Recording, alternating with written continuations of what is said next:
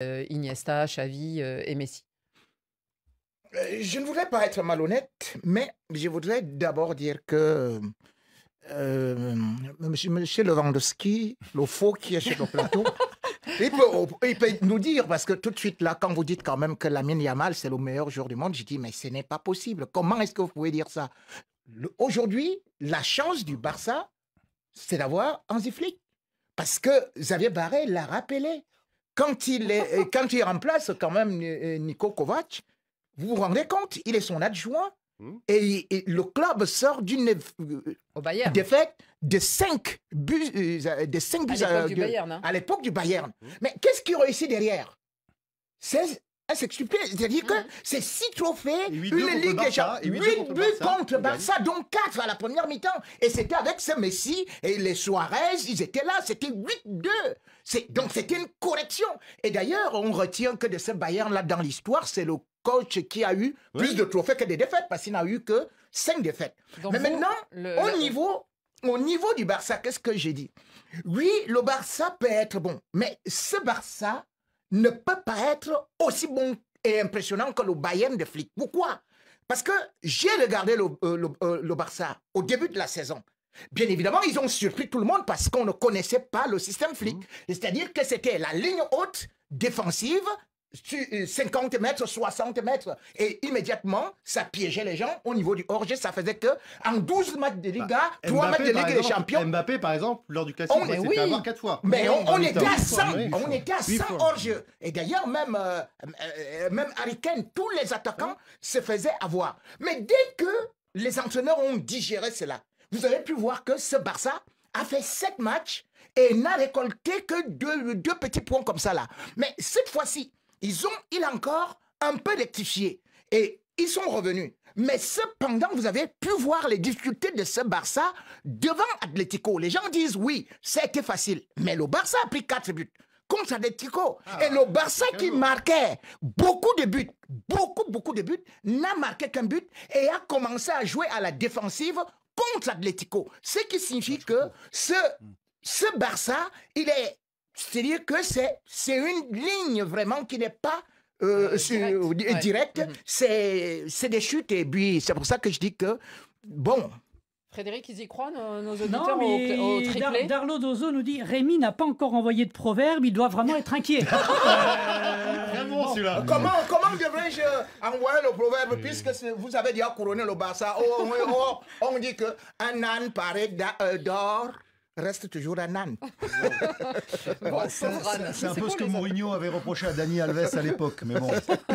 Alors les amis, à l'inverse, on a les joueurs du Real Madrid. Eux, ils se sont qualifiés dans la douleur, hein, on peut le dire quand même, pour cette finale de la Coupe du Roi. Score fleuve, mais tir au but pour réussir à écarter donc leurs adversaires de ce soir-là. Attends une nouvelle. Alors, c'était la Real Sociedad. C'était Real Sociedad.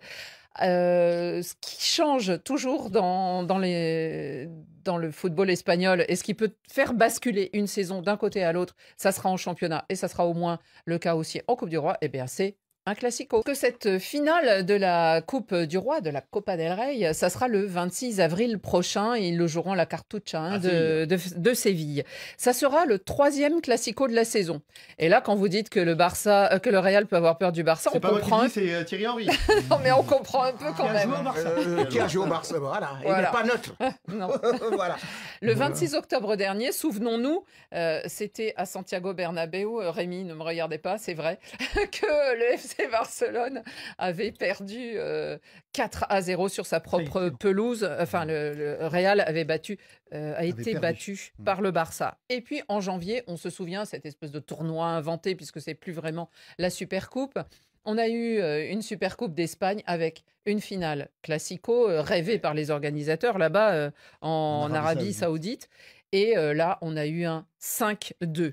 Alors, on attend aussi le match retour du championnat. Là, ça sera le 11 mai. Ça sera peut-être le tournant du championnat. En attendant... Ce sera après la finale de la Coupe. En fait. Ça sera après. Il y a 3 points d'écart. Hein, et en attendant, il y aura eu le tournant de la finale de la Coupe du Roi, parce qu'il faudra un vainqueur. Qu'est-ce que vous en pensez, vous, François? Qu'est-ce qu'on dit en Espagne?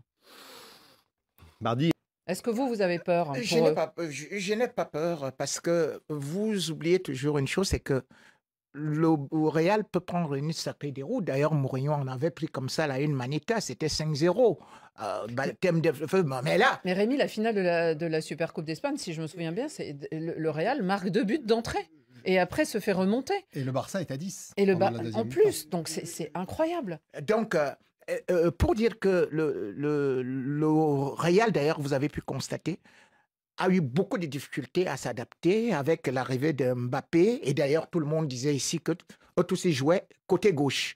Or, on voit aujourd'hui que ce Real qui a aussi eu énormément de blessés, parce que quand vous voyez quand même une équipe parce qu'on parle d'une équipe qui est la défense notamment. Voilà, la défense, c'est-à-dire que dépeuplée. D'ailleurs même on peut dire que c'est des miracles que ce Real est en train de réaliser, parce que si vous avez autant de blessures, autant de joueurs, de telle sorte que vous retrouvez aujourd'hui sans défenseur central, Tchouaméni était obligé de jouer défenseur central. Le beau côté.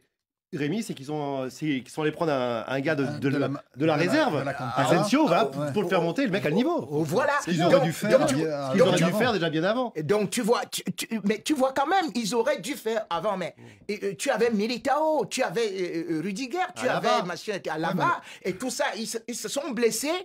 Donc il faut quand même savoir du côté. Et là, vous perdez quand même votre capitaine, c'est-à-dire que mais ça, c'est des excuses. On ne peut pas dire des C'est la excuses. responsabilité du Real, match. Ça veut dire que c'est perdu d'avance. Ah non, mais ce n'est pas perdu d'avance. C'est pour ça que je vous ai dit que à cette époque encore, à cette époque, le Real se cherchait, n'avait même pas de défense, ne savait pas quoi faire devant, ne savait pas quel milieu de terrain jouer. Mais aujourd'hui, ce Real-là, il est redevenu quand même quelque chose. Et c'est pour ça que je dis que vous serez beaucoup surpris de ce que le Real va produire comme football. Et surtout, vous allez voir Mbappé être très dangereux. Et Vinicius, il va déchiqueter tout le derrière. Parce que le Barça, vous dites bien, c'est ceci, vous me parlez de...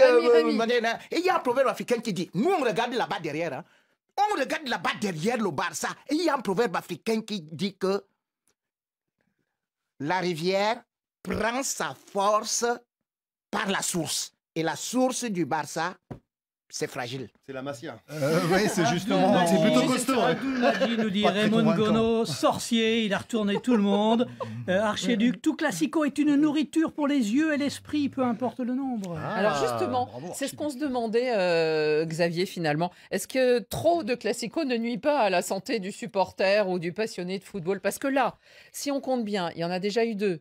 Il y en a 2 en perspective, et voir si en Ligue des en finale de la... Une bonne fois pour toutes, les mettre d'accord. Qui sera le plus fort? Non, mais d'abord, pour en revenir à ce que disait Rémi à l'instant, la source, c'est le centre de formation. Ben justement, c'est un centre de formation très prolifique à Barcelone. C'est ça qui sauve le club. Alors que du côté du Real Madrid, où ils ont aussi beaucoup de très bons jeunes joueurs, ils ont gagné la Youth League il y a 3 ou 4 ans, mais il n'y a aucun jeune qui sort du club. Parce qu'ils préfèrent acheter des joueurs, et ils préfèrent acheter des attaquants. Donc après, s'ils se retrouvent, il est prêt. Et s'ils se retrouvent avec des défenseurs, ils se retrouvent avec des défenseurs qui sont blessés, c'est aussi parce qu'ils prennent que des vieux en fin de contrat. Ils veulent pas mettre d'argent sur des défenseurs. Donc c'est la mauvaise excuse. Mais il veut sportivement, on est mieux que le Barça. Et le Barça actuellement, votre centre de formation là, ils sont en train de descendre en 4e division. La bonne excuse de Raymond Gono, elle est de mauvaise foi, parce que s'ils mettaient un peu d'argent sur les défenseurs et sur les jeunes, eh ben ils s'en sortiraient mieux. Vous vendez les Bermudas, vous vendez les sous-vêtements. Vous vendez, maintenant vous allez vendre le président, vous vendez tout, et vous dites, vraiment nous sommes meilleurs, nous sommes ceci, vous n'avez pas remporté la Ligue des Champions depuis combien de temps? Même Dani Olmo qui est revenu au club, Ferran Torres, Lamine Yamal, Ansu Fati, la Ligue des Champions depuis 300 jours. Tout ça, c'est des joueurs formés à la Masia et qui donc, à qui la source les a bien nourris, et aujourd'hui ils sont capables de naviguer sur le fleuve avec le grand Barça. La Masia est en 4e, en train d'aller en 4e division. Félix Faure qui nous dit, Rémi, combien de buts le Real Madrid a encaissé cette saison? 83. Beaucoup. Plus seulement que le Barça. Mais comme quoi, les impressions sont trompeuses.